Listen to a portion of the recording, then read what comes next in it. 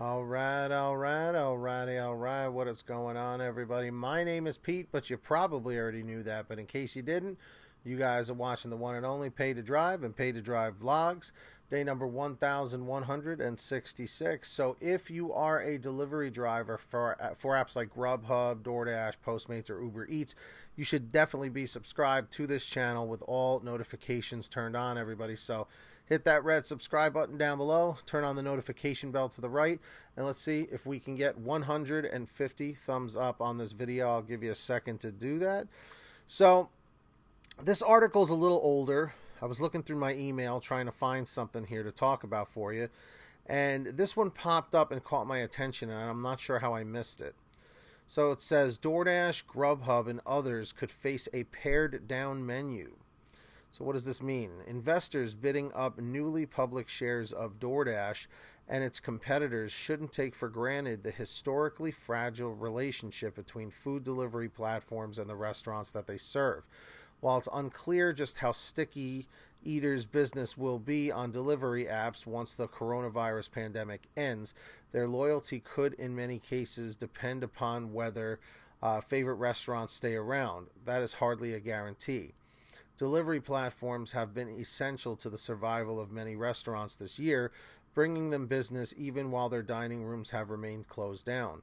In addition to offering grants and relaxed delivery fees, in some cases, the platforms have been working to use the pandemic as an opportunity to prove their long-term value to restaurants, many of which had once scorned their services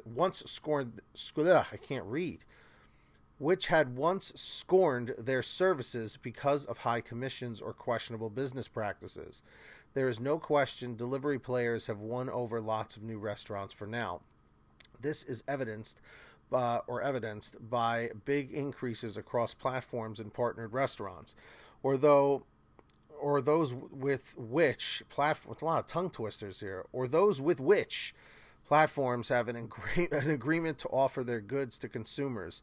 In the first 9 months of the year, for example, regulatory filings show Grubhub added approximately 90,000 partnered restaurants, or 37% of the total number it had as of September 30th. Uber Technologies said in its third quarter report that Uber Eats grew active partnered restaurants by 70% year over year. Doordash similarly seems to have added something like 50,000 merchants in the several months before its initial public offering filing alone. And although its early growth may have been in part fueled by facilitating deliveries without prior consent of restaurants, according to D.A. Davidson analyst Tom White, DoorDash now says partner merchants account for nearly all the platform's gross order value. But attrition could be coming. Some of this year's restaurant growth seems to have come courtesy of local regulators who have enacted temporary caps in many geographies on commissions that platforms can charge for their services. Some caps, including those in major cities such as New York City and San Francisco, are well known by investors, but the details of each individual regulation are more esoteric. Philadelphia's ordinance, for example, is particularly tough on delivery platforms, capping delivery fees at 10% of the purchase price of an online order. Everybody still with me? I know this is kind of a longer article here. If you're with me, say, "We're with you, Pete." See, nobody said it. Also underappreciated are caps in smaller metro areas and suburbs, which have increasingly popped up. Earlier this month, Berkeley, California, for example, lowered its commission cap on delivery fees to 10% from a previous cap of 15%. Before the pandemic, delivery platforms frequently charged restaurants up to 25% or more in total fees. These caps are set to expire at various times once restaurants reopen and the pandemic has eased. At that point, it is likely that delivery platforms, which haven't put up consistent profits this year, will hike commissions back up. In urban areas where discovery and delivery may be less necessary, the additional fees could cause restaurants to rethink the value each platform provides. That could put platforms such as Grubhub and Uber Eats, which have a stronger presence in Tier 1 cities, at greater risk.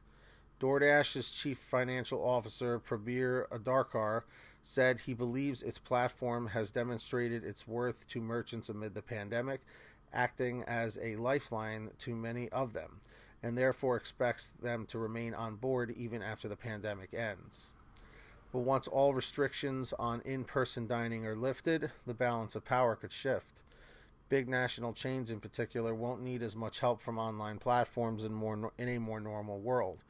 This matters because, according to Grubhub's 2020 year in food report, all of the top 10 trending dishes this year are items commonly ordered from big household chains, such as a spicy chicken sandwich or a chicken burrito bowl.